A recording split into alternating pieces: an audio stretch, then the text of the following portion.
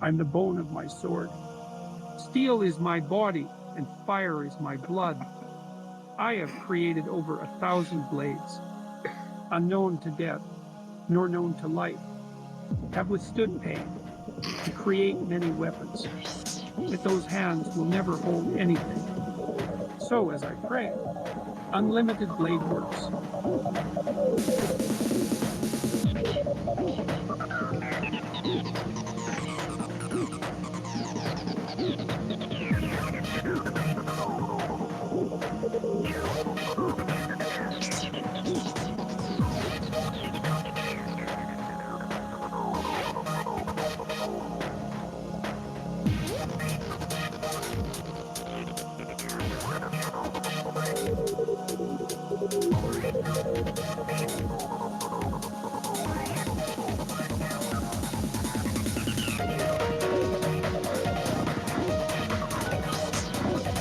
So, as I pray, unlimited podcast works.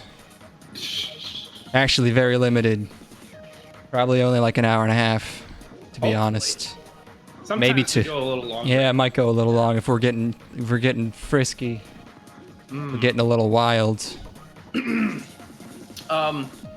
So obviously, it's been a big month of news. Lots of. Of course, lots as opposed to most months. Yeah, most months suck. It's just we're waiting around. Like, could something horrible happen, please? Like, can we just experience tragedy, like a national tragedy, right now, so I can read about something online? Because I'm refreshing all these social media feeds compulsively. I don't have a choice in the matter anymore. And like, if it's gonna be like that, I want to get something good out of it, right? Of Like, course. because right now it's mostly just people post pictures of their dogs, but I want to see stuff like, oh my god, praying for those people. Actually, I don't want that. That's a bad joke. Okay. Anyway, getting serious though. Oh no. Hashtag justice for Jeffrey. Yeah, okay. Yeah, we made this. We made the joke about being Jeffrey Epstein defenders before. Unless this is a different Jeffrey, I don't. Well, I'm it's not so curious. much about defending Jeffrey. It's about defending the justice system and maintaining the sanctity of what we hold so dear. You know, of due process. Because as we all know, he was murdered, and I will not rest until I find his murderer. Someone has to exact the justice that we all need. We need to close this case. Have you got any leads? No. All right. If you yeah, no. Call our line. Mm-hmm. What the fuck's our phone number what is again? What is our number? I can find out. You lay out all the. Oh, you said you don't have any leads. Operators are on standby around the clock, waiting for you to call. Waiting for your leads. voicemail or text message. Yes, anything you could help is anything you could send us is help. You know. 419-777-8625. That's 419-777-8625. I think that's 419-777 stock. No, stock is 4. Wait, STOCK. Okay, no. Together we can solve this. It's kind of with like our genius brains. Yeah, our big galaxy brains. I just took about 6 seconds to try and figure out if stock was 4 or 5 letters, but we are going to find out what happened to Jeffrey Epstein. Yep. It's kind of like a Coney 2012 kind of thing where it's like, ooh, that's shocking. That's a shocking thing. That hashtag really catches some eyes because like Coney, he's a bad guy. Why would you want him to be the president of the United States? Kind of a similar deal, right? Where it's like, you know, Jeffrey Epstein may or may not have raped a bunch of kids, facilitated the rape of a bunch of kids, you know, and that gets people hooked. They're like, justice for Jeffrey, what the fuck? And then there you go. They're on my conspiracy YouTube page. Ah, the PETA method. I like it. There's already a lot going on in the chat. Sorry about your Walmart, Mage. I hope they didn't get any of the Muddy Buddies or the Bud Light. Or what's this now? Someone shot up a Walmart in his town. That's oh no. That's just terrible. In El Paso, you just doxed yourself, buddy. Also, I'm he really says. Sorry to hear that, dude. Also, he says Detroit Emia. These are memes I don't even get. But we'll we'll get to that. What else did I have to open with? And if we have any listeners in Florida, please, if you ignore the evacuation warning and post a video of yourself watching the stream or listening to the podcast in the storm, that would be fucking rad. Please send us a video of that. I will send you the wife beater I am currently wearing. So that you can have some clothing items after your home's been destroyed. Get it nice and soaked. It's nice always worn, yellow. I'm because I've been taking what the fuck are you're on devils? What devils? What are those things called? What are the fucking I thought you were supplements you could take? DP or DNP. Yeah, that's me right now. You might think like, oh, this is like a tasteful mustard shirt. It's not. Nuh-uh. Tasteful Dijon. Tasteful ground mustard. Lots chunky of bits in there. Yeah. Oh yeah, because I got a lot of fat to burn, so it's just coming out in reams. Just like little nuggets. Comes out in knots. I watched. Obviously you're familiar with the Mandela effect, of course, because you're an internet denizen like myself. Yes. And I watched the James Bond movie with the braces last night. You know about that one? Is Jeffrey Epstein a producer on that one? Well, so there's a character. People remember her having braces. Someone just sent us a text message. What do we got? Oh, dude, breaking news. We got here, can I put this on the screen over here? Breaking evidence in the Jeffrey Epstein case. Show me the pussy. Please send Bob and Vagine. Are you seeing this? I'm seeing something. Is that it? That's There we go. First text. Must be done. Yeah, that's fucking him. He's in the body of that rabbit now. They face so harmless. The old fucking body swap. Every time. Classic. I knew they didn't kill him. I knew he fucking was in witness protection. Nobody would ever suspect him in that form. Nobody looks at that and says, that's Jeffrey Epstein. I was trying to come up with a pun with bunnies and witness protection. I couldn't. I know Mage's phone number now. That's the amount of trust we have. That's the bonding level we have as a community. Hey, man, when you're here on the front lines of the culture war, you need to have that level of trust between your people. That's the level of unity we expect. We need total devotion because one day, I'm not going to say what's going to happen, but we're going to send you out to do something that's very important to us, to the world, and let's just make sure you're ready for that and to just listen to us and not question it, okay? For fuck's sake. Let's just say it rhymes with Kelter Skelter. Fuck! Wait, rhyme? Kelter Skelter Shelter. Schmelter. That's not an act. You can't just tell someone to go helter skelter. That's just an expression. Please don't schmill Schmayan Schmeinstein. Please don't schmill U.S. Schmeder Schmayan Schmeinstein. What is it? This code is so dense. We've been working on it around the clock. Homeland Security staring at that for hours, drinking coffee. They've got 20 men working in a sweaty van just trying to decode this. Outside my house. Welter Felter. Boo. It's too obvious. Anyway, it can't be what it is. It's weird. Where I live in the world, we are now reaching the point where I'm able to go outside without dying. Which is a nice change of pace. Yeah. So we're approaching that time, and I've entered skinny boy season. I have entered cut mode. Because for you, the cool time is skinny boy season. Because you go outside. Right. Okay. That's correct. Yep. Oh man, that's wild. So yeah, I've been in.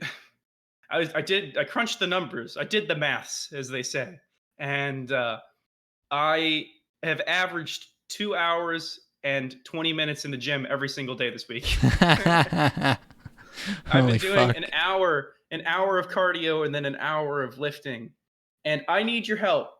I need your help, Mister, because you've got like this weird encyclopedic knowledge of metabolism and nutrients. Oh, that's called Can autism. can I? Yeah, you know, behind your back, I call you a savant. To your face, you're just a genius. uh, what? How much protein can I actually eat in a day? How much can you or how much should you? I mean, How much should I be consuming in a day? you're trying to lose weight and preserve muscle mass, I assume. Correct. How much do you weigh and how much do you want to weigh? I currently weigh a pretty lean 190 Okay. at 6'1", and I'm looking to be in like the 180 range. Okay. You could go as high as like 200, but Holy fuck. yeah, anything over 100 is like probably fine. If you really want to go crazy, like 150, you know, like anywhere in the 1 to 200 range will probably do you just fine. Some people say, like, the most common thing people say is 1 gram per pound that you That just seems like want to be. seems like pseudoscience to me. And also that's insane because some people say like, oh, 2 grams per every pound you want to be. So you're supposed to eat fucking, yeah, it's like insane. Like, oh, you'll fucking, 360. yeah, you you'll know how just much that destroy your costs? goddamn kidneys. Yeah, no. So like, this is over 100. It's fine. Get like 30% of your calories from protein. You're good.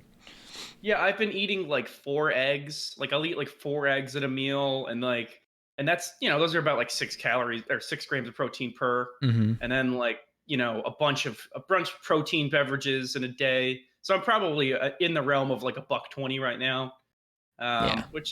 that's like comfortable, you know. But I just want to make sure I'm not going to be just a skeleton by the end of this because I've undereaten. Yeah, when I was really into it, I was just doing 130-ish. Anything else you want to know how to? You need some testosterone replacement therapy. Okay, so you got to off cycle the tren, on cycle then off cycle the tren. Insulin, but you got to do a lot of research before you get into the insulin. How is your pickling and jarring going? What's going on in your refrigerator right now? How's your booch? The booch is going. It looks pretty weird, but I guess it's supposed to look weird. I don't know. I got probably like another week on that before that's ready. I'm gonna put it in bottles. I'm thinking of people flavor it after you put it in a bottle. I'm thinking of doing like a pineapple, maybe like a pineapple mint. I think that might be good. Pineapple with a little bit that kind of funk that you get from the booch with the pineapple would be delicious. Yeah. So and then I got a ginger bug, which is basically just like a jar of ginger flavored water and yeast. Put that in there. Get some ginger, maybe some pineapple ginger. Oh man, that sounds great. I like this whole pineapple idea. I was thinking of fruits I like, and I was like, yeah, I'd kind of just like pineapple, and then I tried John Townsend of Townsend's. I was trying to think of it's his name. I wanted to try spruce beer, which is when you just, in the Revolutionary War, the soldiers would just pick spruce branches because spruce trees are apparently entirely edible, which is weird. And you could that's cool. boil a bunch of the branches and needles and everything, and then just dump a bunch of maple syrup in and yeast, and then you'd have like a beer. So I did that, and it's been a week, and I bottled it, but it's still way too sweet, so now I gotta let it go in the bottle. But I did drink one, and it's pretty good. Spruce is it's like a minty, citrusy thing. It's a weird That drink. sounds about because based on like the scent of a spruce, that seems pretty much in line with what I would think. Yeah, like if you put too much in, people say it tastes like pine sol. Yeah, I can see that. Well, that's cool. And then Are you gonna give some? You're gonna give some of your delicious booch to your mom? not Is the your mom gonna get booch. some of the booch? Booch is too weird. Like I don't want to like you can't explain it without it sounding gross, which it is. It's What? It's, Your mom's? She's a suburbanite. it's tea with a bacterial you know, it's got weird chunks in it. Like if I'm gonna give something away, my ultimate goal is to make mead, which sounds fun. So I'm trying to get as much raw honey as possible, and I'm gonna make that, and maybe I'll make some weird wine. I don't want to make regular grape wine, but maybe like some weird thing like a peach wine, like an apple wine. Old wine.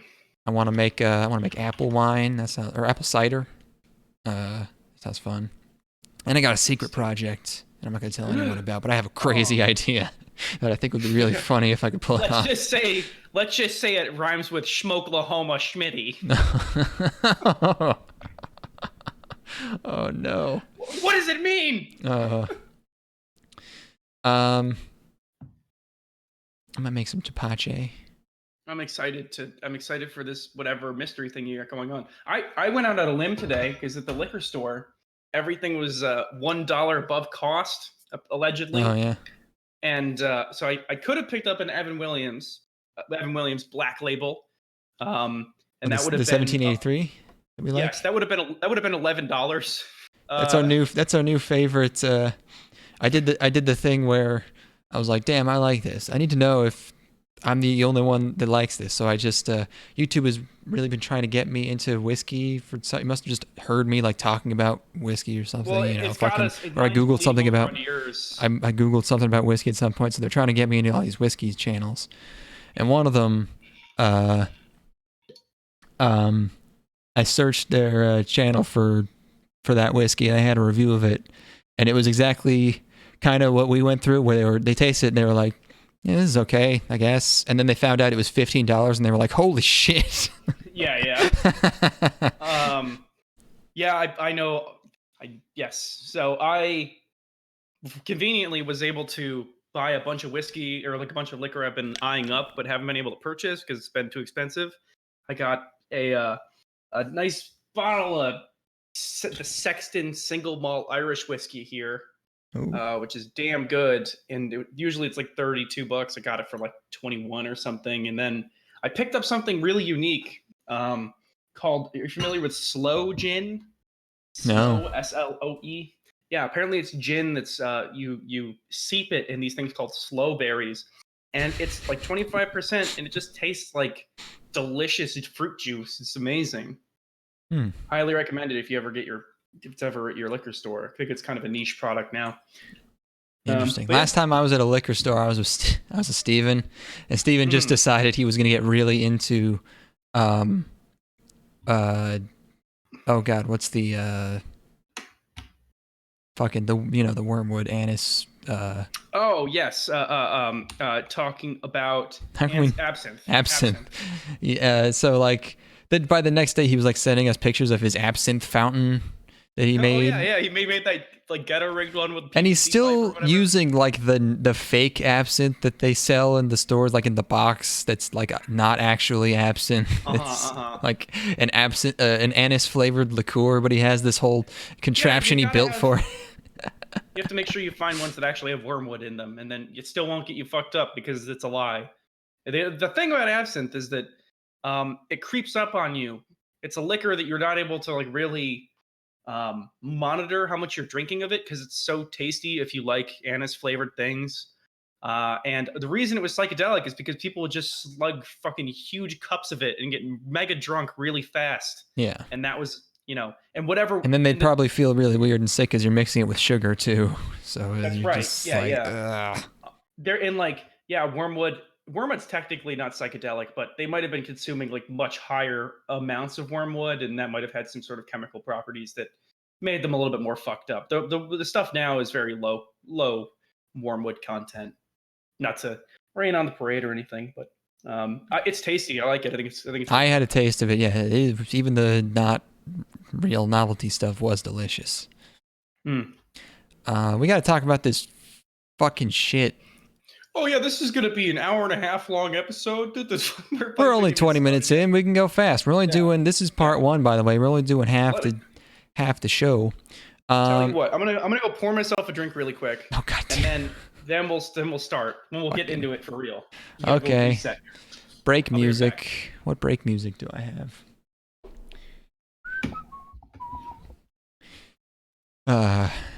Fuck. You hanging in there, Mage? Have you seen this show even?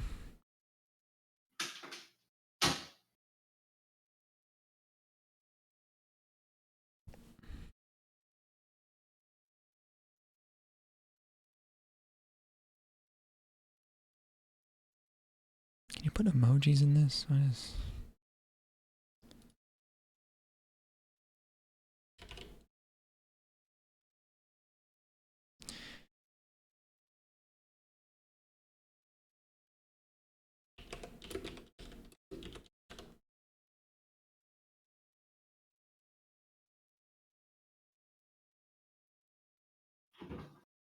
Oh, you are in El Paso. That's the area code. You weren't bullshitting. He loves Fate. Oh, this will be great. This is an elaborate drink. What the fuck? You just pouring broken glass on the floor? All right. Hello. That sounded like a complex drink. A lot of noises going on. It's it's a little bit of my slow gin here and a little bit of grapefruit sparkling water to open it up. You got to really pull it apart. Okay, it's time to get into it. Let's do it. We're gonna talk about it. So fucking get ready. World of Warcraft? You're playing World of Warcraft? What are you, stuck in 2006? Okay, it's time to get with us, and it's time to talk about... Oh, okay, well, whoops. Never mind. It's a joke, because came out in 2000. Came in 2006. We decided we wanted to get into something that we didn't understand at all. Yes. But was also very popular. I know of this only through osmosis. Yes. I am aware of this only because I've seen characters and in my mind associated them vaguely with this thing that we watched. I'm like, that might be from that thing. I really like the way that looks. It seems like one of those super dense things that's impossible to get into, though.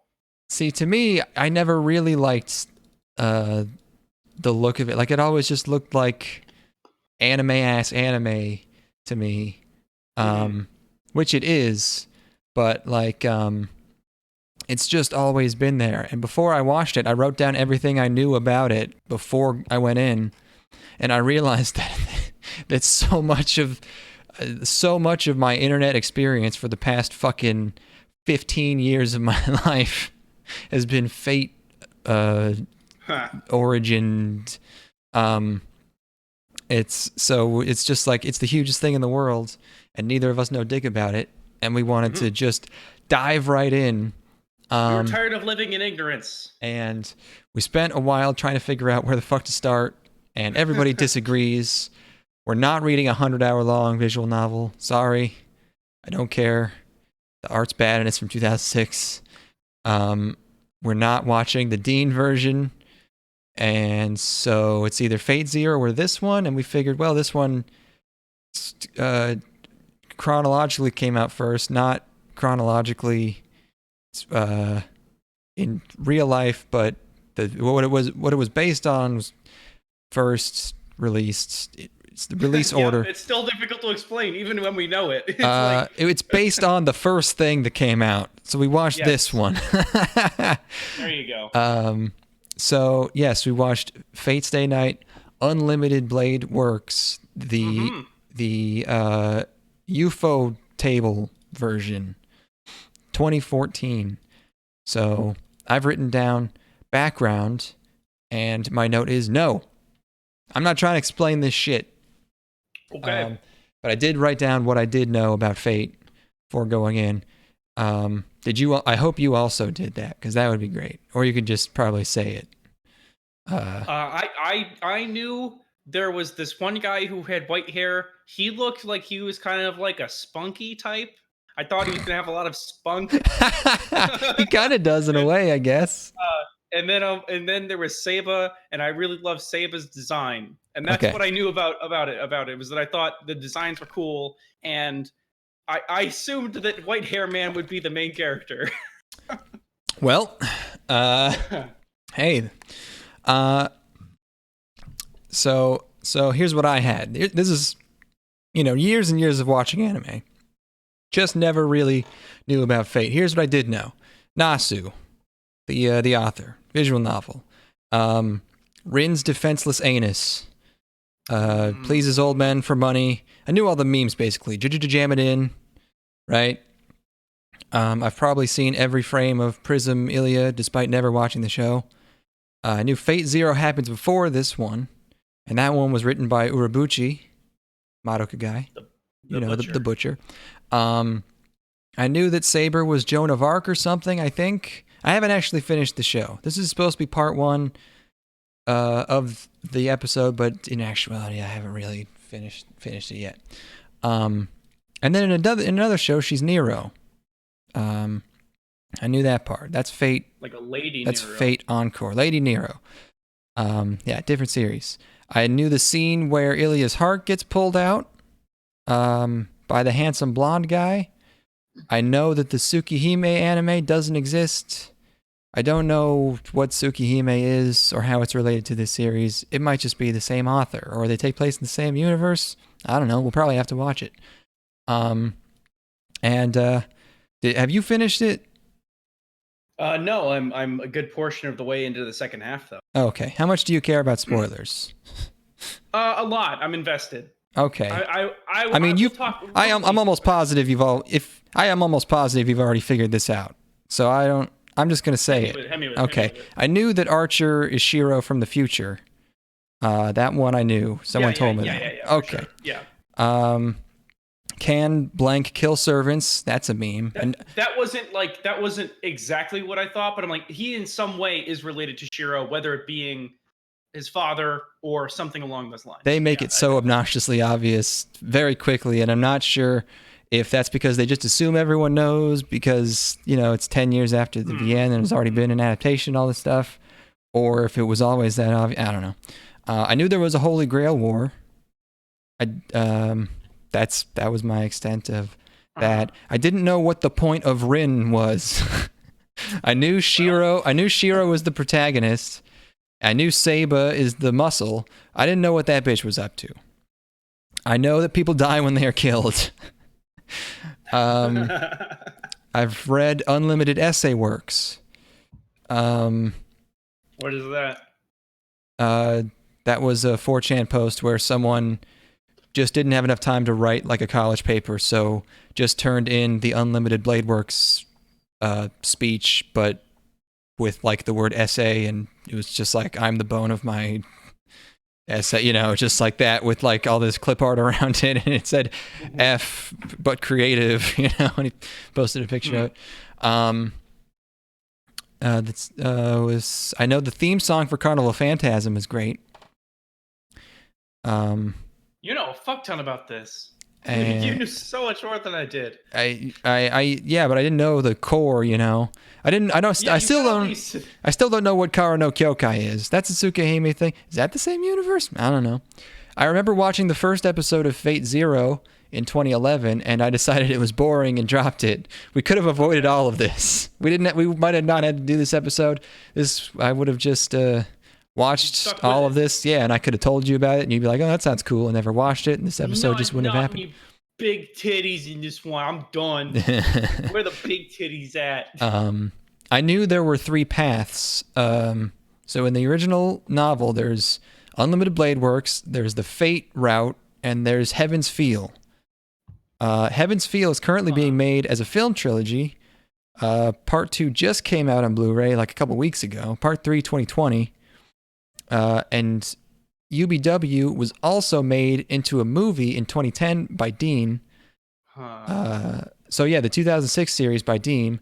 I think that was the Fate route mostly. Also, music by Kenji Kawai. Yeah, nice. He's a great composer. And that Fate series, the 2006 one, that's one of the ones that's like a classic, but it also seems to kind of suck. Most people are like, yeah, it's not good, but it's like, I can dig that. it's like it's kind of thing that like lots of people have seen and have fondness for, but I don't care, not watching. I was trying to figure out what Fate Grand Order was, and that's the gotcha game, but I think it has an OVA or something. Fate Apocrypha? I don't know. Fate Extra? What the fuck? I do have to say, one of the things I did know about this series is that I think the names are awesome. It's one of those things where Japan comes up with amazing ways to smash English words together. Oh, they're better at English. Yeah, what was the phrase I was thinking of the other day that was just like, God damn, we never would have been able to think of words this good. Yeah, they're amazing. Like Fate Stay is already fucking awesome. Like that's just a great combination of words. And that's a little awkward, but Unlimited Blade Works. Unlimited Blade Works is so chuny, amazing fucking shit. What is Detroit Emiya Mage? You keep saying this. I don't know all these memes. Emiya Alter? What is going on? Detroit Emiya. Spent an entire day, as you do, where you fall down a hole. Oh, Detroit Emiya is Shiro, but black? I don't know. What the fuck? What's going on? What's Melty Blood? I don't understand any. We'll just have to watch all of it. Yeah, we have to watch all of it. Fuck! It's just a new series now. It's like because we're almost done with Index. Yeah, I almost considered just having this a new series, but you know. Well, we can retitle this if we have to, but yeah, like I think maybe we have to go all the way at this point. What if Emiya was from Detroit? So, I went down one of those rabbit holes earlier this week where I wanted to know everything that there was to know about Tactics Ogre. Let Us Cling Together. Because Let Us Cling Together is the best like subtitle for anything ever. And apparently the game's super good, but I'll never play a 60-hour mobile mobile tactics game. Yeah. Like it's never gonna happen. And I've just looked at it longingly through my screen. I'm like, is that a Japanese game? Yeah, Tactics Ogre. Oh. It's part of the Ogre Battle series, which is then evolved into Final Fantasy Tactics. And you see, like, this is the part of my rabbit hole. Is like I've never touched any of these games, but I know all this. And I'm like, if I was a kid in Japan who had to take the train an hour and a half each way to go to school, I probably could have played this game at some point in my life. And I'll never have that experience, and I'll never play Tactics Ogre, Let Us Cling Together, and I'll never know why it's so good. Bummer. It's tragic. Damn, dude. Anyway, Japan knows how to make a good title. Oh yeah, so good. Sometimes. Let's see. What else did I know? I couldn't believe that Hiroyuki Sawano didn't do the music for the UFO Table shows. That, speaking of the Mandela effect, I was like, what the fuck? He didn't do Fate Zero? It was some other motherfucker. Other memes I know. I know your favorite anime is shit. The panel with Saba saying that, eating pizza. I know Padoru. I also wrote, this series gets so overanalyzed and discussed so granularly that I wonder if we'll bring up a single original point. And and after reviewing my notes, I've decided no. No, but like, what? How do you look any further into this thing? Like, where is there to go? What lines of thought could you possibly go through here? I will expand on this more later, but it's like the reason series get so huge and such huge cult followings that are also huge. The little secret is you have to make it make no fucking sense. And that's how you do it, and that's why. So, I have all these things like, why this? Why that? How come this person doesn't just blah, blah, blah? And that's probably who cares? And that's probably what's been fueling the constant analysis and conversations and fan fervor for a fucking decade and a half. I did like it, by the way. We're not about to hate on Fate. I'm just saying. No. That's the thing, is that, like, I like this. I had an amazing time watching this, at least this first part that we've seen so far.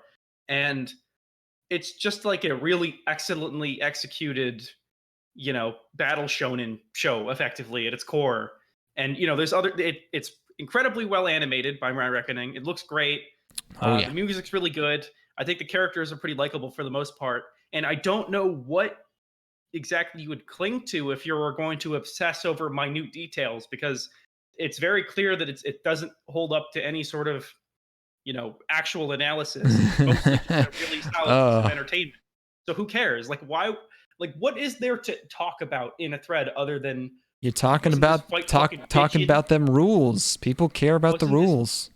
Wasn't this bitching? I mean, it's like that shit was tight. Like that's my rebuttal is that this ship is bitching. Yeah. Oof, that shit was popping, yo. Off the fucking his egg. Fucking crazy. So other things I knew. I'm almost done, I swear. I'm pretty sure nobody won in. Nobody won the Holy Grail War in Zero, or I was pretty sure. Now I'm sure. Also, a lot of people died. Confirmed. Also, in the visual novel, I knew this. You to recharge your mana, you fuck. It wasn't erotic visual novel. It was a porn game. You knew okay. You know this, right? No, I didn't know that. Oh, and that's Rin's defenseless anus. It was a very graphic porn game. So yeah, you had to fuck Saba and probably everyone else to charge their mana in the VN.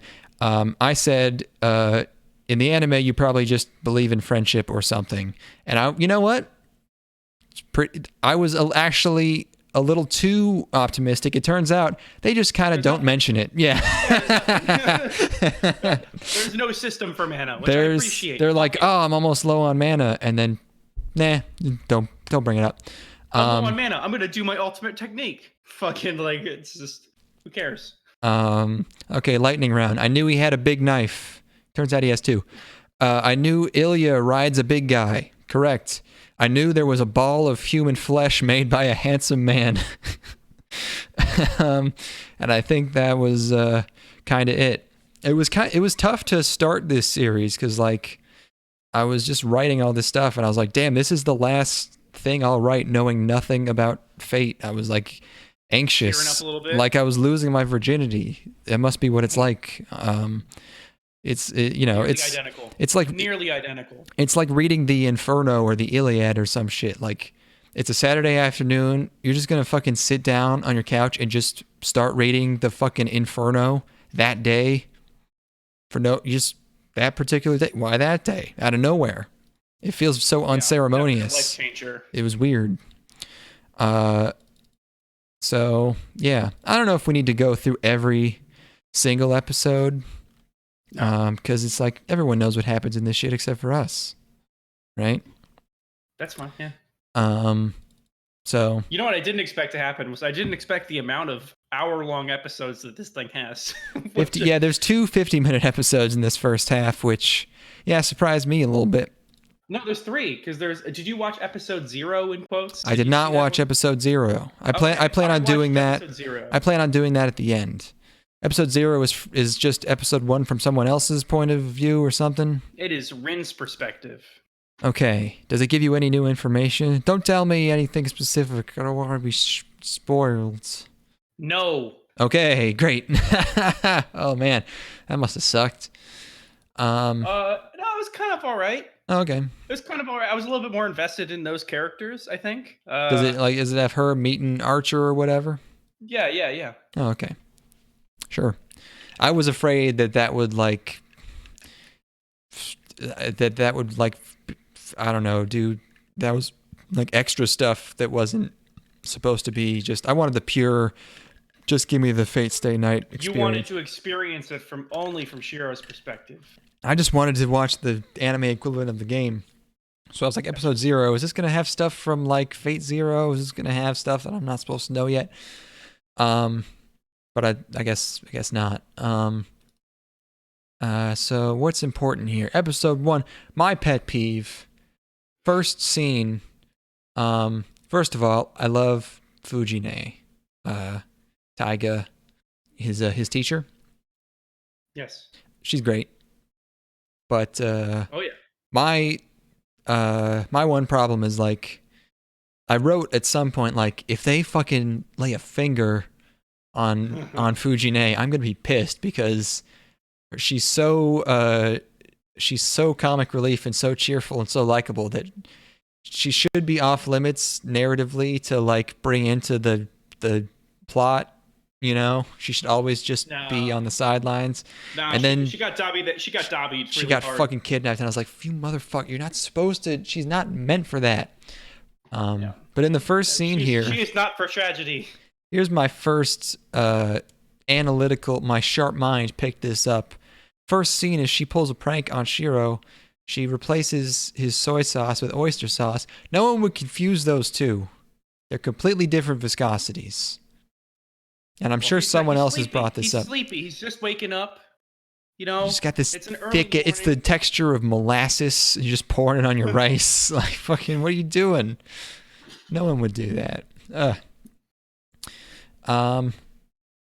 So I don't know what happened. What was here's what I was going to ask you. At what point did you realize something was up with Archer? Because sometime in like the episode 6 or 7 range, they just start being like, boy, you two sure are similar. And then someone goes out of their way to mention, Shiro, you were always so good at archery. And I was like, oh, come on. I already knew it, but I was like, man. I just thought that they looked so similar. Like it's just if you made Shiro's hair white, I'm like, okay. And his skin, they just reversed his skin and his hair color. I think that was coded enough. You know, I think it was. There's definitely, pretty quick to pick up on. I knew they were related somehow, like pretty early on. I couldn't pinpoint an episode or anything. Yeah.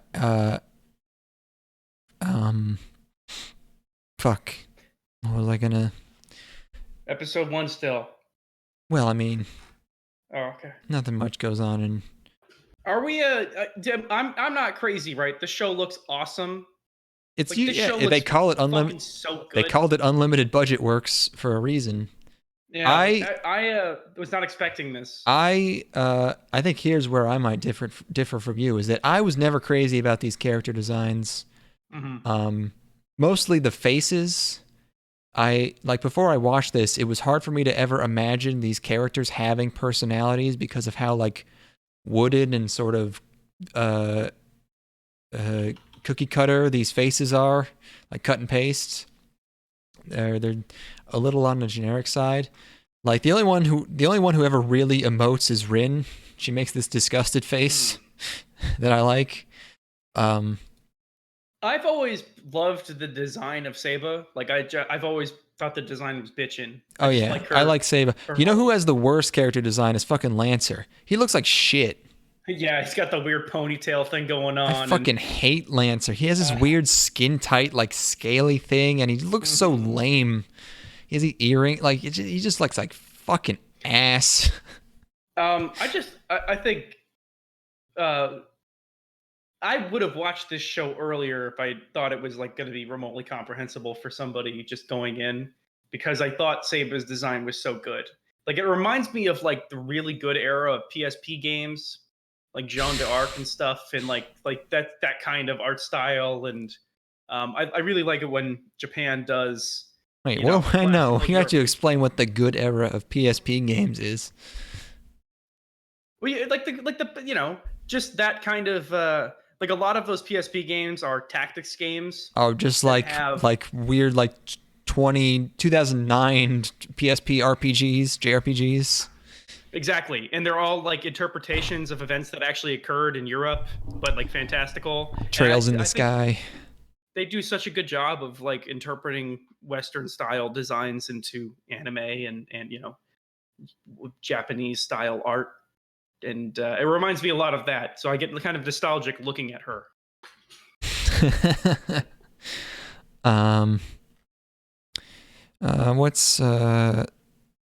So I don't know.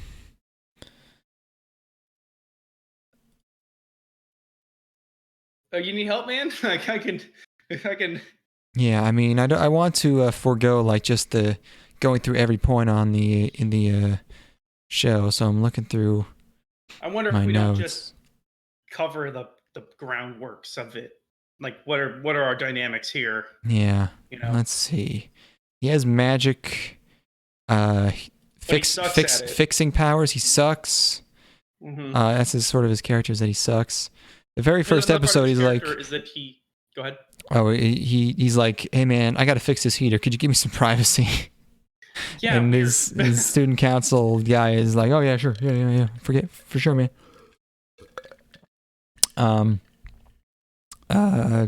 Tosaka Rin pleases old men for money. Oh yes, another protagonist where his character flaw is he helps too much.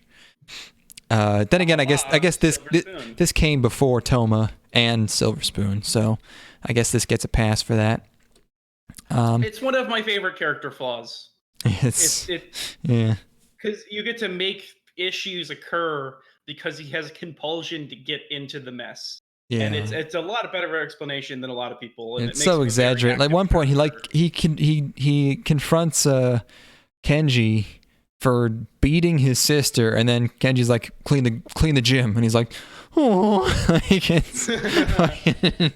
it's ridiculous. Oh, so yeah, his not roommates, his senpai who takes care of him, Sakura. This took a bit to decode. This took a little bit to decode here because you've got Sakura. The second she shows up, I was like, okay, is she gonna die or is she gonna betray him because she's too nice? It's in a creepy way. She's a sacrifice. She's a sacrificial lamb. Something's bad. It's like her job is to do death flags. Mm-hmm. And I still don't know. I'm only on episode 13, whatever. She's been out of the picture for a bit by the end of the season. Yeah, so something bad's gonna happen. Episode 2 was a lot of exposition, but it wasn't tedious. This show is, who knew that the biggest show in the fucking universe would be watchable and easily digestible? I watch this shit like it's candy. I go through it like butter. Oh yeah. Okay, here were some questions I had. Here's I'm gonna pick apart this your fucking. So I was confused about the command spells, the orders. They're the masters, but they only get 3 orders. But the servants just obey them most of the time, anyways. But that's really the biggest problem. Is there's literally nothing making these servants obey the masters. They have a certain level of compulsion by being subservient to the masters, but they don't. They can betray. They can betray them at any time. That's the personality of the actual servant, right? So, like someone like Saba, who has a lot of honor, that's like a big part of her character is, servant. Yeah, but like none of the others do. So why don't all the servants just get together and kill all the masters? But then, if your master dies, you lose, right? Aren't you effectively out of the game? Like no. If your master dies, wait. Okay. I misunderstand the rules then. It's I think that it's over when one master is left. So you'd think they would have, Well, they might also have they have designs on the Grail, right? So if they were to become subservient to another master who has their own servant, they would probably be third in line to have any sort of influence on what's going on with the Grail. So it's most probably, for a lot of them, it could be a self-serving thing where they don't want to become, someone's lackey. They want to be a partner rather than a lackey, which I think is kind of the deal with Archer. And then the command spells are supposed to be absolute, and within the first 12 episodes, that rule's broken. They're not. Just like, whoops, I guess you don't have to really obey these. It's like, yeah, they definitely don't have they're almost a MacGuffin in a way, where they don't really have any sort of pertinence on the story. They exist just to have like a timer, basically, and to create tension. Mm-hmm. They never explain how Shiro and Rin know each other. I wonder if they're going to get into that. They just kind of know each other from the beginning. They're classmates. I guess. Are they even in the same class? They never show them sitting near each other. I'm pretty sure doesn't he have a crush on her? Like we at the beginning of the second half, they have a conversation where it establishes that Shiro's had a crush on her for a while. Isn't that when they started doing the Grail stuff?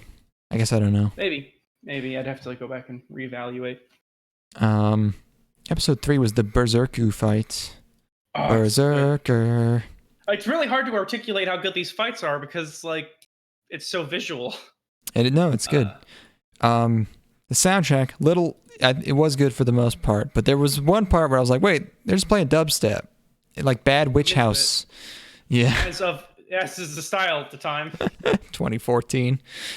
Yeah, Berserker's fucking OP. They gotta, I guess, deal with him later. He's gonna be a real problem. Yeah, I was, even by episode 3, I think you could tell something was up with Archer, because they didn't give him enough personality to cover their asses. Like, he's too, like, if they didn't even try to, like, pretend he was just a normal character, so you know that's, like, fucking something's wrong. I guess I had seen episode 0, which established him as a character before I even met Shiro. Oh, that could really. be. That could be. So then maybe that had kind of thrown me off the trail, you know? Man, episode 3 was, that's like the biggest fight in the whole show, and it's episode 3. You have a mushroom cloud. It's only episode 3. They do a lot of really great visual effects. Like there's a ton of bloom, you know, and then there's a lot of like chromatic aberration effects and flashbacks and just lots of CG. Yeah, they do a lot of particle effects. I wouldn't say it's flashy. Like I wouldn't say that it goes for like overly extreme, you know, framings and stuff, but it's just well animated and with a lot of detail and a lot of those extra little additional details thrown in there. You know, a lot of those little finesse touches. Mm-hmm. Yeah, they got a good CGI department. The other thing about this series is that it's constant, like, this is a fight to the death for all the power in the world, and everyone is just doing the worst villain shit of giving huge speeches and showing mercy and then leaving halfway through a fight, turning their backs. Fight. No one wants to. They're like, I'll let you get away this time for some reason. Just because, whatever. And like they'll always just choose one arbitrary moment to actually be ruthless. And that's the entire season. Like that's the entire first core is just like nobody wants to commit to actually destroying each other. Yeah, even though they're just like you know, Castor's just murdering people in droves, but whatever. I was waiting, like, is there going to be anyone who's going to counter like this cat toying with its prey mentality? But I don't know. Like at first it seems like we're just fight to a bunch of stalemates, but then it's actually someone has the upper hand and gives that away to end the fight. You know? Yeah. At one point, Saber starts staying at Shiro's house. Everyone's very normal with that the girl's name is Saber. It's a great name, by the way. It makes it super easy to keep all of these people in line, you know, because they're just all named after their particular class, which makes it absurdly easy to follow. I have to appreciate that. Right. Yeah, you don't learn really anyone's true identity until Assassin shows up, and he's just like, yeah, I'm the Japanese sword guy, whatever his name was. Let's see, they got the archery girl who gives a huge death flag and then disappears. I wonder what happened to her. I guess they found her, she was okay. Never see her again. She got caught up in the whole poisoning, or magical poisoning situation. I liked her a lot, actually. I thought she had like a lot of spunk. Oh yeah, she's nice, and she was a fun character, and it was interesting, like having a legitimate friendship dynamic between a main character and a girl that didn't have any sort of romantic tinge to it all. Like she's just kind of just a friend, which I thought was interesting because, you know, a lot of these shonen shows, the friend's going to be just a kind of generic dude, And She everything's probably generically- was in like in the novel, Yeah, you but they almost, you can't. almost certainly fuck her to get your mana back at some point. I was getting worried. Like I was like, Rin is the one of the OG tsunderes, along with like Asuka, and I was like, when's she gonna start being tsundere? And then she does. Around episode 6. I was like, oh, okay, there she is. That's when There you shit go. gets real. That's when we're really getting into the thick of things in this Holy Grail war. That they could. Who can you trust? I'm so sick of these Holy Grail wars. Yeah, a lot of these notes are me trying to figure out who the fuck is paired up with who. I knew that the teacher was Castor because I've seen the second opening a lot, and there's a shot of him with Castor, so I was like, okay, that's all set. I was like, what's going on with Chain Lady? Shinji yet, right? We haven't talked about Shinji at all. Wait, which one's Shinji? You mean Shinji's Kenji? the one who beats. I have him as Shinji in my subs. Why have I written Kenji? Wait, hold on. He beats on his sister a lot. Maybe it is Shinji. Why have I been writing Kenji? Probably because of Kenji Kawai. Oh, I guess those names just sound similar to me. Yeah, Shinji. Shinji, he needs to slow his roll. Did you notice that he was Araragi? No, I didn't. Oh, you didn't recognize the voice? I mean, I recognize the voice, but I didn't make that connection. Ah. You know, I'm in the fucking narrative, bro. You're in the zone. But so yeah, like he needs to chill out because everybody at the school's got to be recognizing him be as like absolute evil at this point, right? Because he's got this permanent shadow over his eyes from his hair. He's always looking down a little bit and looking up in the kind of crazy face, you know, Jack Torrance kind of way. And I mean, you can't just function like that guy. You can't go through the life like that. You got to mask it a little bit. Yeah, but also like he's too evil to like actually. I mean, he is bad, but like he's too evil to be a threat. And I kind of figured he would end up just being like a useful idiot, which was true. Well, he's so possessed by this idea that he doesn't have the ability to strategize around it. He's just kind of fixated on like, I'm going to win the Holy Grail war. Yeah, he's just a cowardly retard. Yeah, basically, he's a big bully. He's a big bully. He's a big meanie. So let's see. We're in episode 6. 2 fights. Yeah, they go after Castor, and then Saba's gonna fight Assassin. Crazy, 2 fights at once. The ultimate broadsword versus katana bait. See, this is what I'm talking. This is what I'm saying about generating conversations. You pair like a claymore with a katana. 12,000 pages of thread debate. No end to it. Actually, yeah. You post katana would slice right through it. You post the GIF from the History Channel of the katana hitting the side of the broadsword, and it bounces off and breaks. Oh, so good. Yeah, Assassin, no master. He was summoned by Castor. Castor's breaking all the rules, man. This has been just by everything's so breaking down. It's so loose. Like yeah, like that was when I'm like, okay, I don't care. Yeah, there's just a fucking fuck it. I do think it's so. Saba uses a spirit sword. Which people like. Why is her sword invisible? You can see. She's holding it. You can tell where it is. Like even if a sword's completely invisible, if someone's holding a sword, you know where the fucking sword is. What the fuck? It probably makes a lot more sense in text. It's so dumb. Like I think this show for the most part looks pretty cool. Like they do a lot of great framings, and I think it's a nice looking show. But that's always silly to me when she's like looking all menacing with an invisible sword. You can't see where my sword is. Yeah, like beyond a certain point, it doesn't matter. Yeah, I don't know. I did like this interaction between Assassin and Saber here. That's one of my favorite moments in the show so far. Yeah, that's a real dude. He's got his secret technique because he practiced forever on how to have 3 swords at once.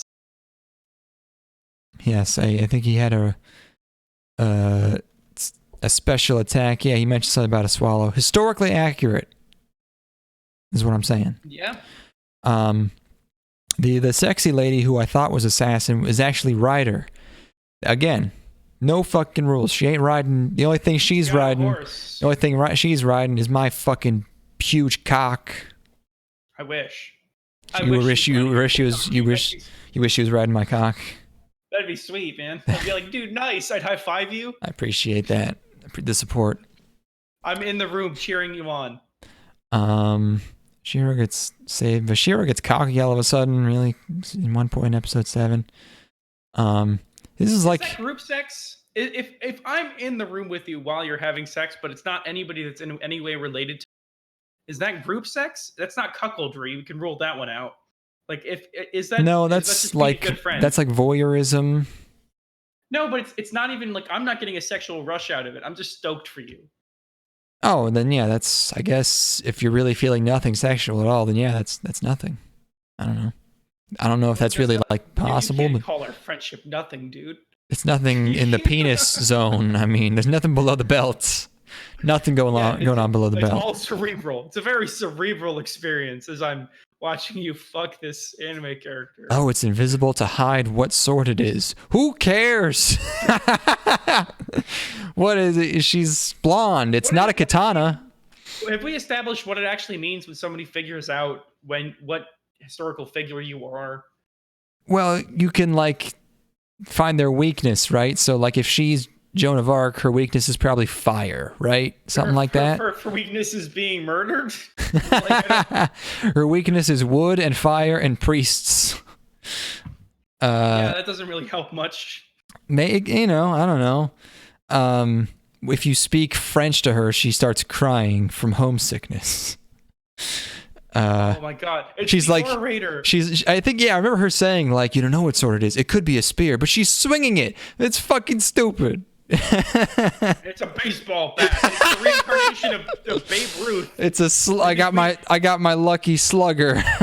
It turns out his weakness is jelly donuts and beer, and also having too many girlfriends. It turns out she's Jackie Brown, or who's the baseball player? Jackie Robinson. Jackie Robinson. She's just been reincarnated as a blonde European woman. That'd be really funny, actually. I wish they did that. But if you think about it, if you pick like Antonio Gates or like a good football player, that's a pretty good warrior. Grappler class, that'd be sweet. Stone Cold Steve Austin reincarnated as She's Andrew Tate. She has unfinished business. Yeah, dude, fucking just nothing but suplexes. Did you see you haven't seen Hobbs and Shaw yet, have you? Yet. I don't really plan on seeing Hobbs and Shaw. Oh, dude, you gotta. Is it good? It is good. I loved it. Oh, okay. All right. I'll watch it. Hey, man. I'll watch it at some point. All you need to know is that it's about family. Oh, it's still about family, huh? Dude, no, it's more about family than it's ever been, actually. Then why don't they have Vin? Because he's not welcome. Oh my god, this is fucking I'm fucking pissed. No, it's just, look, Vin Diesel is spending time with his family. That's why he's not on this set. He didn't come out for a bonus scene or like a post-credit sequence because he's with his family right now. And what is more about family than spending time with your family? Nothing. I'm Black Superman. Nothing, I say. Yeah, no, it's great. You should totally watch it. Okay, I'll get that on Blu-ray at some point. David got me on that super secret website. I have unlimited movies forever. Oh yeah, baby. Oh, dude, my fucking shit's so good right now. I'm churning out 100 gigs of paid for movies a month. Have you seen Love Exposure? No, what is that? Oh, it's a movie. It was recommended to me. I'm gonna watch that by some Japanese director that people like. I'm currently in the middle of Shion Sono. Yeah, I've seen films. Which was a sequel to Suicide Club. Apparently. Suicide Club is his other one. Yeah. The movie I saw from him was fucking amazing. Which one was that? It's the sequel to Suicide Club, which is kind of like a standalone movie. Give me 1 second. I'll find it for you. I was absolutely blown away with this other movie. Just gotta find it. It's coming up. Mm-hmm. Oh yeah. Noriko's Dinner Table. Ah. Noriko's Dinner Table was an excellent movie. I was floored. Crazy concept, executed beautifully. But anyway, I'm in the middle of watching this film, The Conspiracy, right now, which is a movie about about conspiracy theories, and then there's like a twist halfway that it becomes the filmmakers become obsessed with a conspiracy theory, which is a little Whoa. obvious. It's fun. I have to pee now. Let's do a quick break. Okay. Bye-bye. Pee music. P music. We really need to figure out some P music.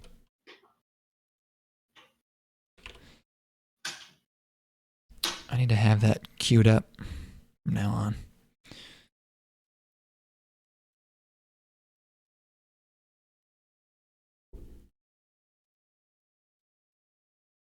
Just the sound of P.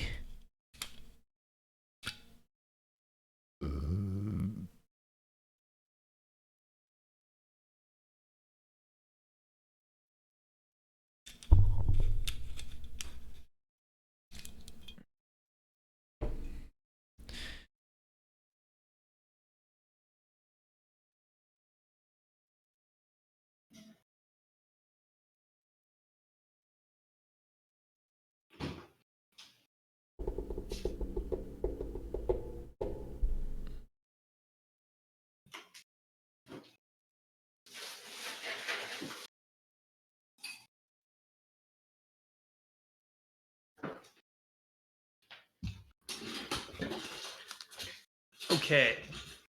Guess who's back? Back again. Guess who's black?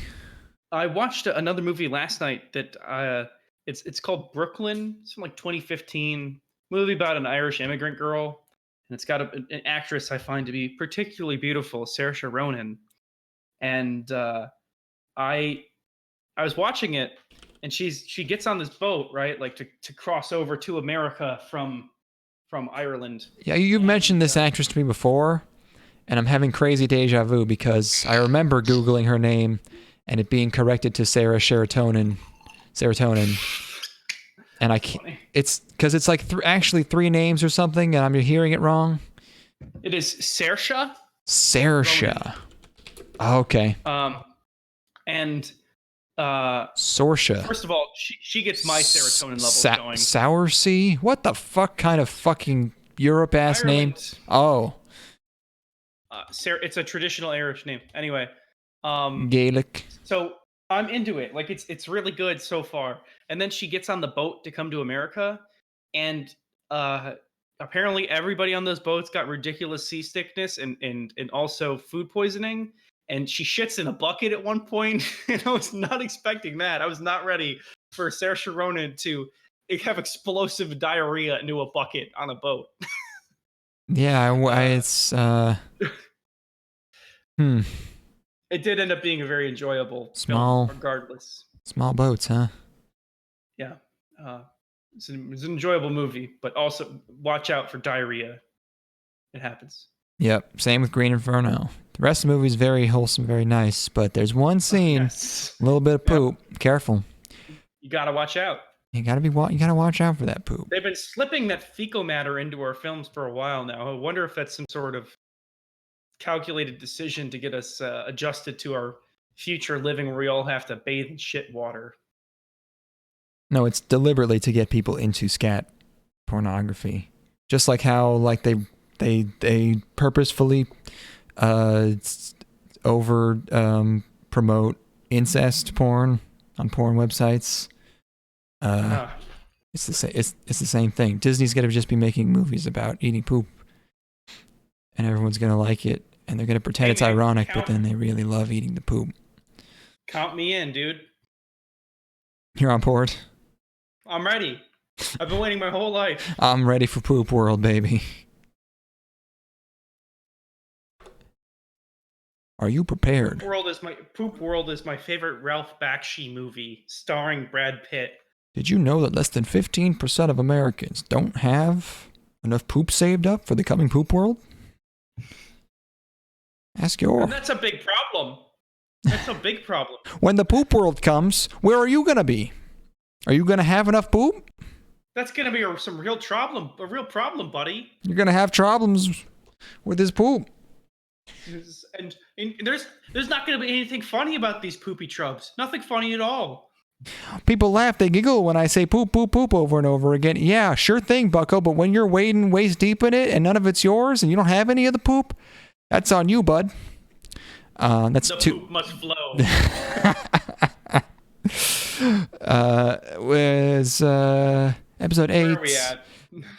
There, no one does anything. Like, they know that Shinji's a master, and they're just like doing nothing. And then he does. Kill my cold blood. And then he does something, and they're like, "Oh my god, I can't believe he's doing something." He puts like a magic wall around the school. And then they fight a bunch of silly skeletons, and then real Ryder is dead. She really did. Real riders on a mission. Action mages in play position. Ugh. Ooh. I swear I wasn't setting him up for that. I'm so sorry. I shouldn't have kept these bottles within arm's reach. That was a mistake. Multiple bottles. Yeah, Ryder fucking sucks, it turns out. And then she was the sexiest one. She just out of the Grail War instantly. She was a little too evil sexy for my taste. You were into it, huh? Chain mommy.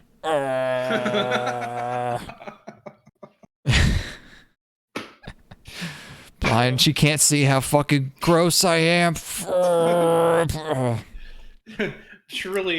truly like a thing and girlfriend of thing scenario from the hit film Fantastic Four: Rise of the Silver Surfer type situation. God damn, I should watch that movie.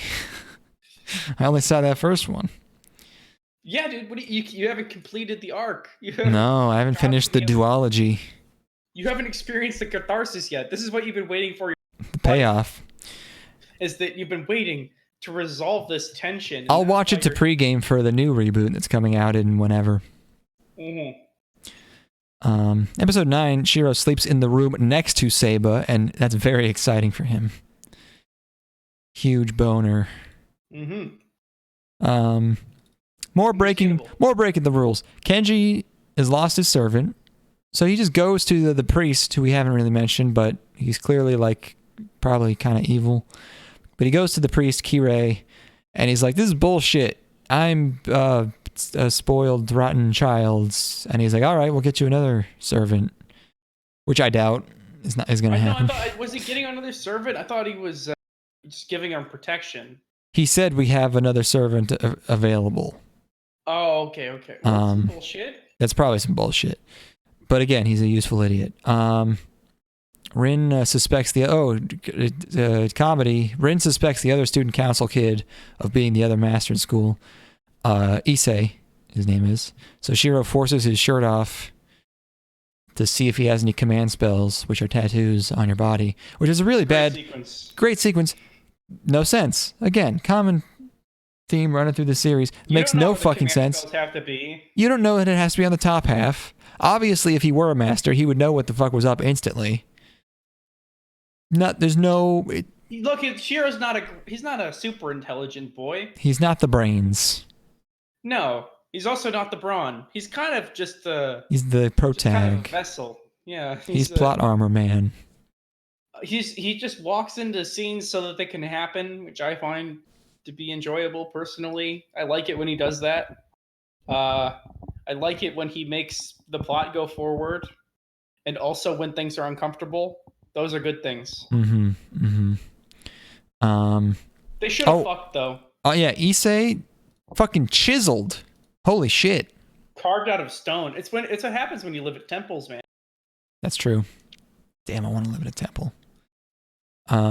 Also episode 9. Finally, Skirt Rin. She finally puts it on. Jesus Christ. It's pretty good. That's it. That's all I had to say. So, her and Shiro.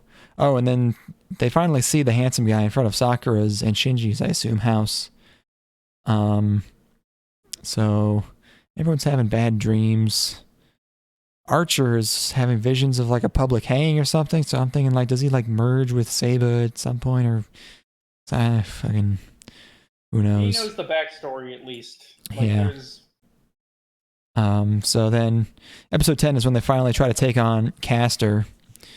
And so, you know, him and Rin and Archer and Saba have teamed up against Archer's wishes. But they come at a stakeout, and Shiro goes rogue and confronts the teacher, who turns out to be the master, and Castor. And he asks Kuzuki if he's allowing Castor to kill people, because if not, then he'll spare him. And Kuzuki's like, no, I'm not, but now that I hear that, I think it's good. Why would he just say no? This is very strange. Well, because he's so confident in his abilities, you know, and also like he's just Could sticks be. to his guns, stick-to-itiveness. Yeah, it turns out he's fucking. He has magic fists. He's a It's so maniac. fucking awesome. That sequence is amazing. This fucking teacher is just throwing fucking hooks. It's great, and like it's just so exquisitely animated. You know, or at least for like Yeah, like he's television. one-on-oneing Saba. And that's just the tits. That's just exactly what you want, because it really changes the whole paradigm. You know, where you kind of expected up to this point that, you know, the masters can do some stuff, but you don't expect a master to be able to go toe to toe with a servant, and that makes him a really formidable opponent and kind of changes the stakes and everything. Throws the whole, you know, the whole battle on a very skewed power axis. It's awesome. This is one of my favorite moments in the show so far. Is this particular? Yeah, well, and then the best moment is then when he finally after episodes and episodes of him just sort of having a pipe at all times that he turns into Tron to defend himself. He finally is just like, if only I had 2 knives, and then it's so good. Booyah! He gets 2 knives. Yeah, this is a great episode. Like, this really hits all the right fucking things in my mind. You know? Yeah, and at the end, Shinji has a talk with Handsome. I know that there's a Gilgamesh in this series. I think Handsome might be Gilgamesh, but I don't know. And also there's penis worms crawling all over the floor. I know in Fate Zero, there's a little girl who ends up like in a vat of these penis worms, with the implication that she sort of gets, you know, sort of, a little Epstein action. A little intrusion maybe in all of the... you don't want that. And I think it might be Sakura, which is why she kind of has the dead eyes. I don't know, though. It's an ambiguous... I don't know what emotion that was supposed to convey. Oh, you're all fucked up. Check your connection, man. You're full robot. Do something. Are you there? No, you're just gone. He's just gone, everyone. Sorry.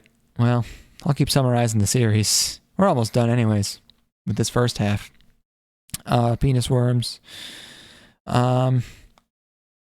Yeah, and then he's all fucked up from using magic. He's dropping dishes everywhere. Archer fixes him. Then he talks about ideals a lot. There's a lot of people talking about ideals in that very Japanese way that I don't really get it. It's just, I mean, it's very simple really on the face. It's just like, ideals are bad. Having ideals, bad. Episode 12, another 50-minute monster. And then this is like at least the first half of this, very lighthearted. They go on a dato with both of the girls. That GIF looks like shit full screen. Oh, whatever. Yeah. There's a very Ferris Bueller-esque museum scene, which is nice. Saba and Rin put on glasses. The worm room. Ah, hell yeah, the worm room. I don't like the worm room. I don't want to be in the worm room. Okay, well, there goes Ethan. You've been summoned to the worm room. Oh, man. I hate the worm room. I hate being in the worm room. Oh, they mentioned that Shiro's a manlet. He can't fucking catch a break in this series, man. He is kind of a stick in the mud, so I guess I would probably make fun of him too. They play baseball. Oh, baseball Saba. That's great. She's bad at baseball. Irony. Because she's a sword lady. Rin does push-ups before bed, which is nice. I've written here, ketchup too spicy for Japanese boy. That's funny. Someone doesn't like ketchup at some point. Fujine visits Kiryu. That's when Fujine gets kidnapped. Oh yeah, that is why Shiro's a bummer. His parents died in a fire explosion. No, you're still a robot.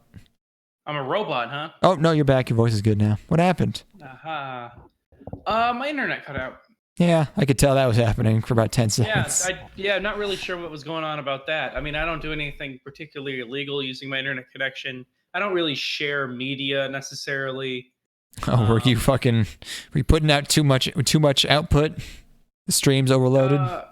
Yeah, you know what? I'm not going to say that's what happened. I'm not going to say that's not what happened. I'm going to kind of take a neutral stance on it. Interesting. It is a mystery. I was talking about their dato in episode 12. Oh, I like how there's actual romantic progression in this show. Like, obviously, it's a date, but it's not like super romantic. But then immediately, in the next season, we're given actual confession. Yes, that's when I found out, like, oh, UBW is the Rin route. Okay, there you go. I don't know. I think Fate is the Saber route. I don't know what the fuck is going on in Heaven's Feel then. There's no other girls. It's a life of Christ. You turn yourself in and you go into the clergy. Yes, he becomes become Gadlick. So, oh god, the bus. Oh fuck, what happens? Oh, there's the goo everywhere. Yeah, date gets interrupted, and then that's when they do the unforgivable act of bringing Fujine into this. She's pure. And then this is where the rules really go all out the window. Caster wants Shiro's circuits, his magic circuits.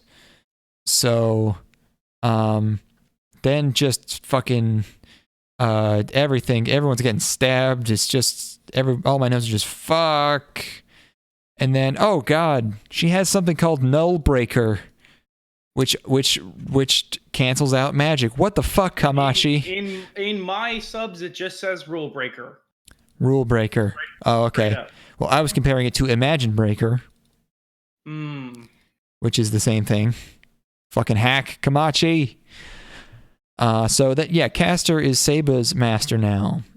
So the command spells reset apparently when you do that. Yeah, she gets 3 for some reason, huh? What the fuck? Yeah, it seems like some horseshit. And also, normally, if you use all 3, does that mean you're no longer the master? Then why have 3? Why would anyone ever use the third one? Gosh, I mean, if it's a life or death situation and your option is give up your servant or die, I imagine you'd want to pop that servant card, huh? I don't know. And Caster was gonna give Fujine back if he gave her the command spells along with his arm. I guess she needed the whole arm. But then she was like, never mind, die. And then she tries to kill him. And then Saber tried to stop her. And she got the command spells anyways, without the arm. I think the thing is that the proximity of Saba to her was the thing that allowed her to do that. Oh, Heaven's Feel is the Sakura route. Okay, that makes sense. Thank you, Mage. Or wait, Worm Girl? I assume that's Sakura. That's what I speculated. Okay, that makes sense. I forgot there was a third girl. She doesn't do a lot in here. It's easy to forget about her. That's not important. What? Have we talked about the ending of Metal Gear Solid 5? Colonel. I mean, what ending? I mean, just like who your character is. Yeah. And how it's like the game exists only to fulfill a need of the to resolve something from the NES games. And then it doesn't do it.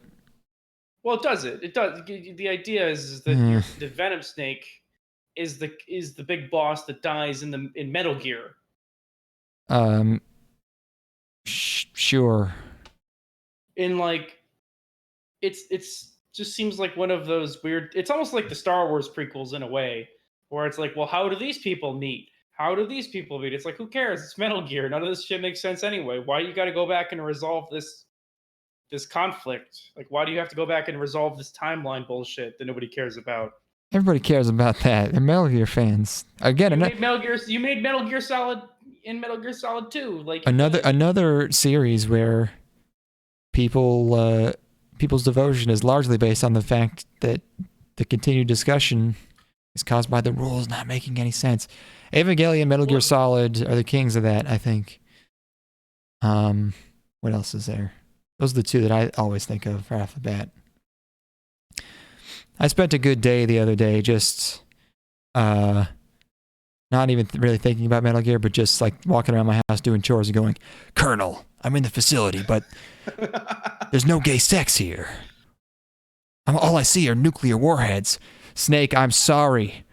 There's no nuclear warhead, or there's no gay sex in there. That's the only way we could get you in. I'm gonna put that in my ass. No, Snake, don't do it. Snake. No gay sex. Snake!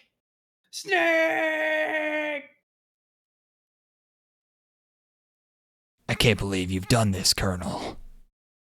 You looking forward to Joker? I'll apologize when we get back. Yes, I am. Well, I mean, I don't know. It'll probably be okay. Maybe. It seems like a movie. Yeah, they're trying to make a movie. And then they smash it into like the reboot of Suicide Squad?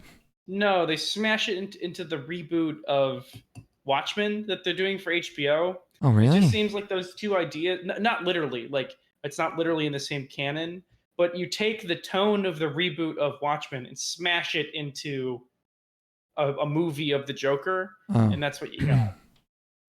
I haven't really seen the trailer. It won't. I don't think it'll make any money. I wonder. People love the Joker. They love that Joker boy. They got another clown this month to go see at the cinema. Yeah, and what were you gonna say? Go ahead. Yeah, and his name is Come on. Donald Trump. Boom! Got him. Nice. Woo! Stuck at the landing. I'm gonna do a shot. I was thinking about it, but whatever. That's fine. That makes a lot more sense. Yeah. Yeah, I don't really what you had to reach for there. Fuck. That was a literal statement. That was a true statement. I thought I was going for some kind of joke. Is the pendulum swung back? Do we all hate Disney James now? Cameron. No, I love Disney. Has Google just gotten better at like catering to my wants and needs? Why? What's Disney doing that's getting you going? Existing. You just like the movies? No, I want them to die. You said, do we all like Disney now? I thought that included you. I thought we saw, do we all hate Disney now? Oh, wow. One of us is fucking losing it. Both of us. I could have said nothing of the sort. Yeah, people are all mad because it's like a monopoly or whatever. And they have like 60% of the total money made in Hollywood right now. I can't imagine. I think that's great. Like, fucking American cinema was already so monocultural. Like having one company just do all of it is really just like the logical manifestation of that. Yeah, I too am very much looking forward to the remake of Mulan. Let's talk about that for a bit. I am so excited to go see Mulan 2020 in theaters next year. Are you also looking forward to that, comrade? I haven't even seen the original. I don't give a shit about Mulan. Yes. If you're not excited for Mulan, then you must be excited for Black Panther 2 coming to theaters in the year 2021. that's the most exciting proposition to be able to catch that theatrical masterpiece in the cinema, friend. I like it when an entire medium is trash because I feel no need to engage with it. It's very freeing. Like it's a huge load off my shoulders. Like I can be totally disconnected from it. It is very freeing to not have to make a decision about what type of media to consume because there is only one type. That brings me the most joy. But really though, unironically, that's how I feel. Yeah. It's great. I hope they get it. I hope they get everything. I want them to buy literally fucking everything. It's sort of like when only Captain Marvel was playing in theaters and nothing, and you couldn't see anything else. I was like, fucking yeah, just do it. Go away. But what about when good movies got made? No, what?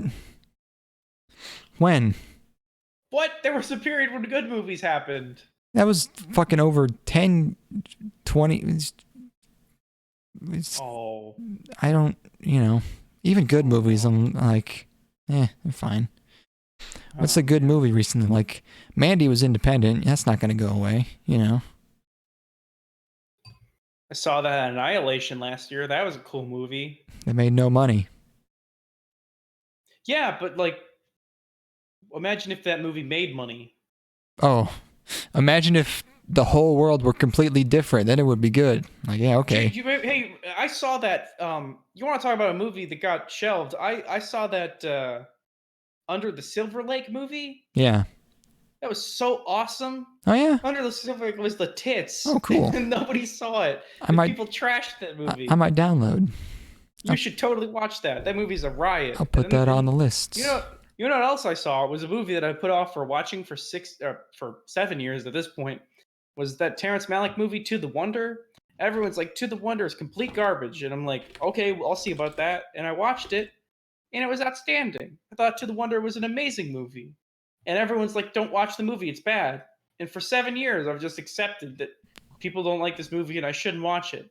And I go and watch it, and I thought it was outstanding. I was moved. I thought it was profound.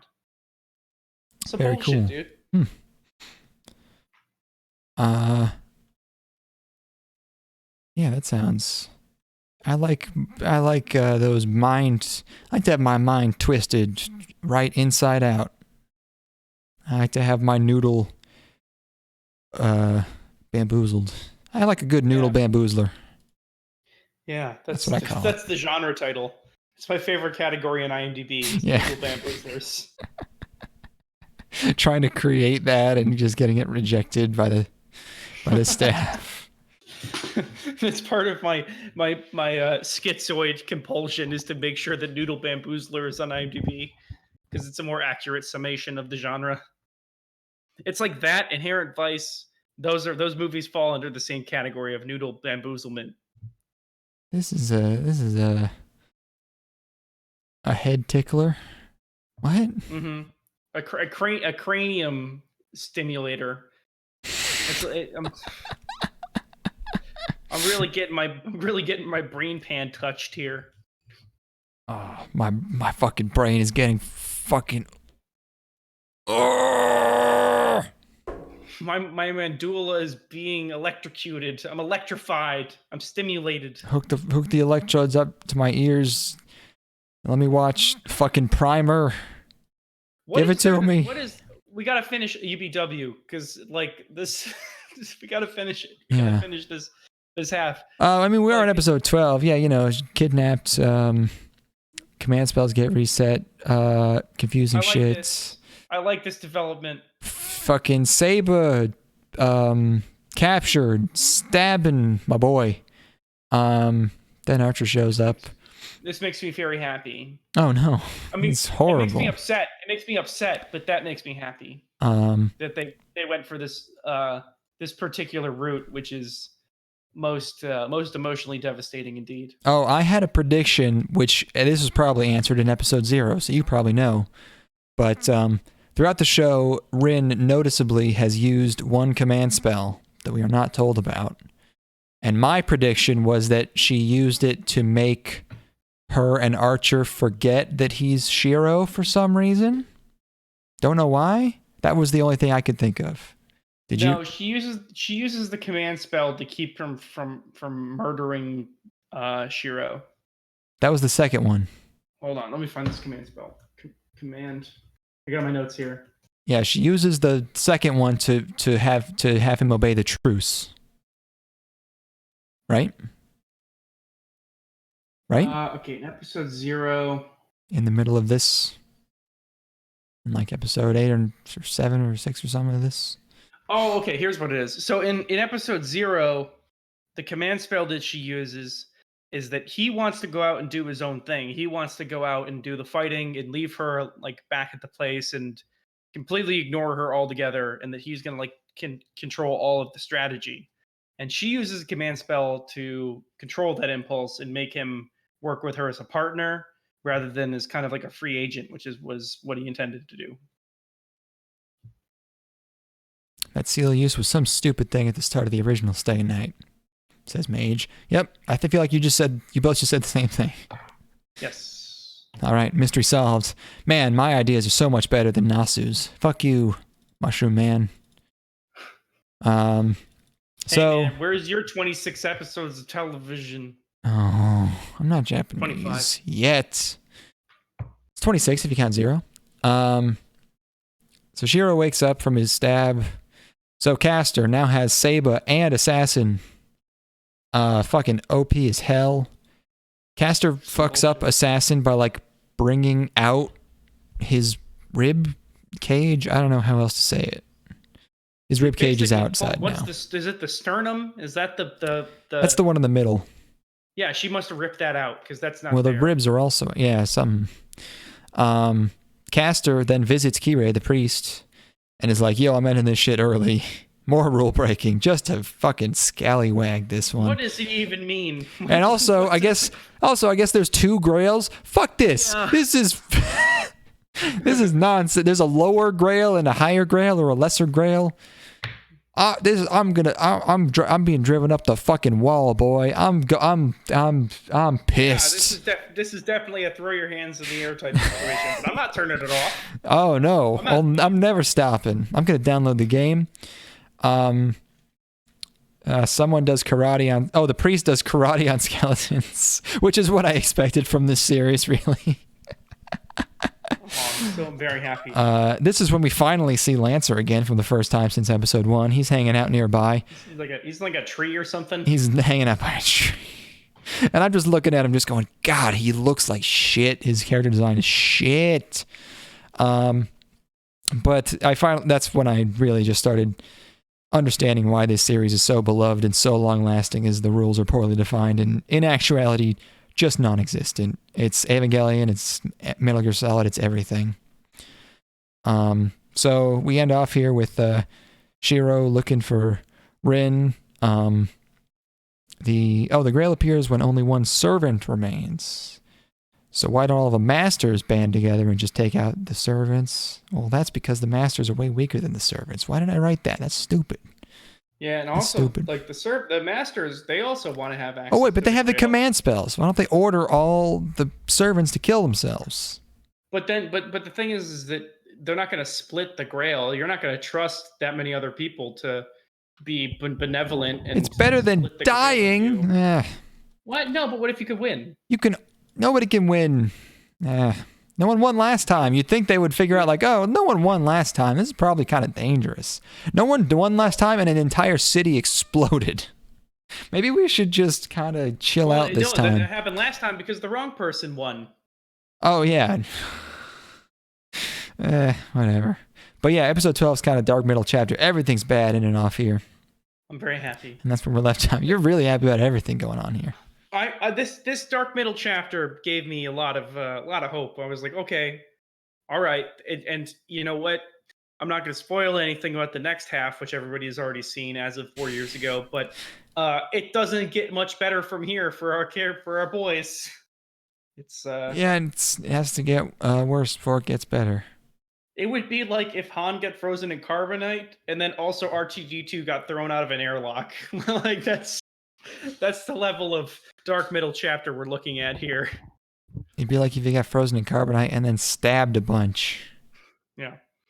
I mean, everybody knows what this thing is. Having seen it now, I can definitely understand why it's appealing. It looks fucking awesome.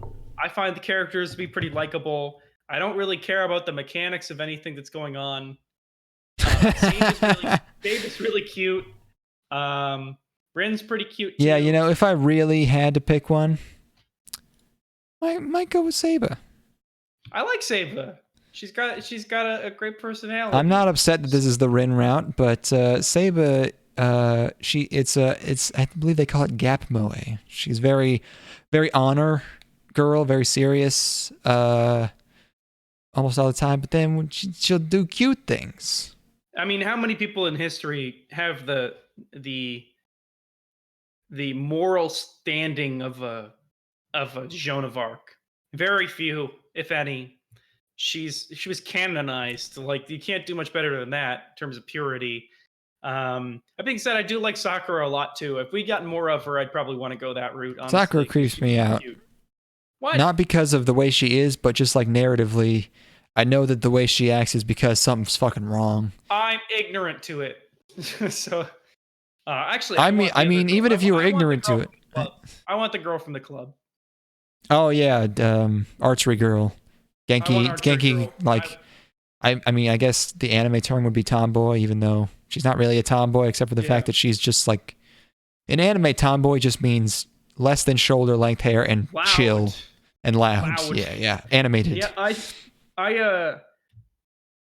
mean, if you were to go that route in the game, it would probably be like 5 conversations long. Just like, okay, you could fuck this girl. Now play the actual game. Like, you know, like, really. We didn't design that. It's like, we get it. We accidentally made her really attractive. We, you know, and we're going to cater to you, but that's not what the game's really about. Yeah. Joan of Arc had like an entire army of men, and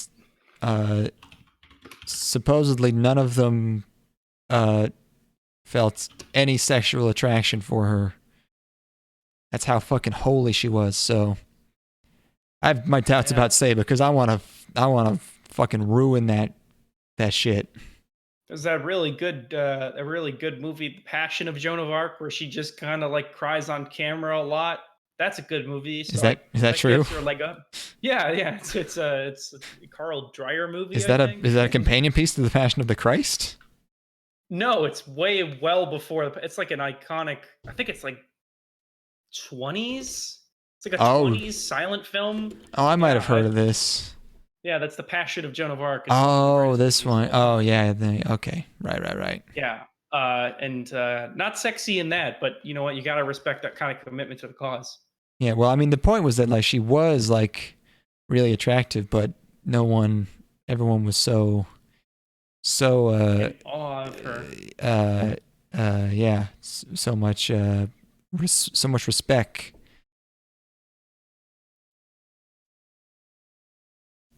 So there you go. We finally understand like 1/90th of Fate. Yeah, I'm excited for Fate Zero. I'm excited for the second half of this, and also Fate Zero, because they really do a lot in this series to set up like, yo, shit went bad in that first one we had, and Fate Zero is Ura Butcher, and it's supposed to be the most fucking tragic, depressing thing ever. Yeah, like, I know this one's gonna end okay. Like, I know we'll get it. Yeah, no one's dying. Ending, but it'll be a happy ending. And I'm, you know, obviously we're at the Dark Middle chapter, which means it will be ultimately satisfying and happy. But I think we got to do it, man. I think we have to watch it all at this point. Yeah, this would be a good arc for us. The best saber to ever exist is Mordred, and no one can prove me wrong, says Mage. Where the fuck is this from? Saber of Red? Yeah, I don't know what the fuck that is. What? This is just Saber with a skimpier outfit. Franchise Fate appears in Capsule Servant. Fate. What? Oh, Fate Grand Order. Fate Apocrypha. Oh, these are the ones I don't know what the fuck they are. All right, sure. I'll find that out eventually. Once we I like the way she wears. We'll know. What's the series where she wears the racing outfit, or is that just the figure? What is Melty Blood? I'm gonna find this out right the fuck now. Isn't that just a fighting game? Oh, it's a visual novel and fighting game. Fuck this. There's Saber Lily. There's Saber Alter. There's Lancer Alter. There's Lion King. There's Galactica Saber. I don't know what the fuck that could be. That's fucking. She's voiced by Orson Welles. Oh my god. Saber, endless Saber. What was I gonna say? Yeah, we gotta play the gacha game. We're gonna be balls deep in this shit. We'll figure it out. Look, we've tackled much more complex things than this before and come out with a decent understanding of what we were looking at. Oh, okay. I was just texted another image by Mage. This is what I was saying, is someone has already made this meme. It's a paragraph with a bunch of the words crossed out to amend the rules. So it's edited to say sometimes some amount of people are summoned from the past whenever to fight by around 7 people. Each mage gets some amount of command seals to sometimes control the servants. The winner sometimes gets a wish from the decently limited Holy Grail. I love it. Good. Yep. Yeah, okay, so other people have noticed that this is bullshit.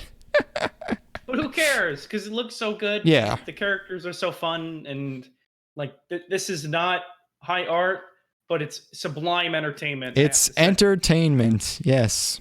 Family entertainment at its finest. It's about family. There's no drinking. He doesn't do drugs. He's about solving historical mysteries. I don't smoke dope. I don't drink bourbon. I want to summon the Grail with this holy sermon. There you go. Nice. That means it's about probably time to wrap this one up. Holy fuck.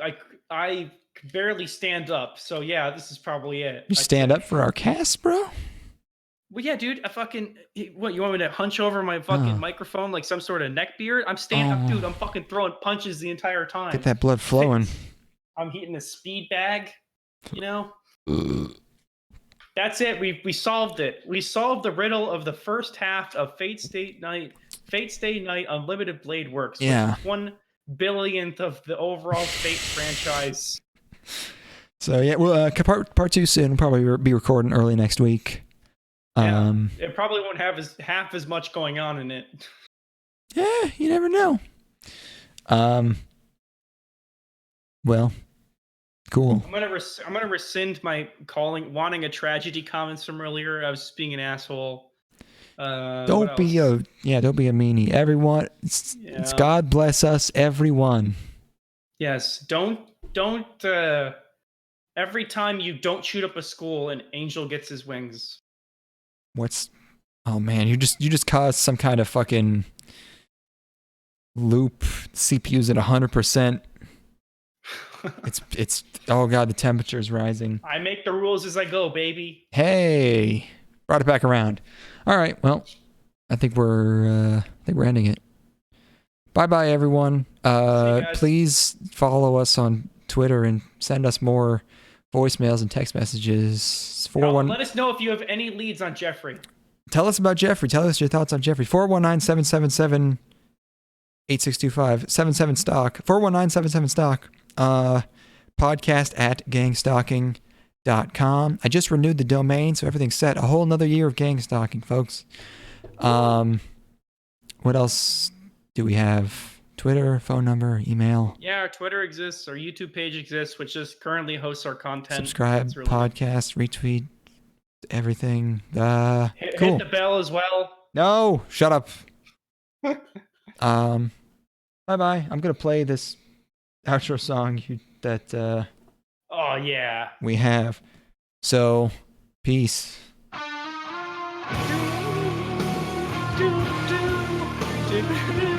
We're going to get copyright stricken.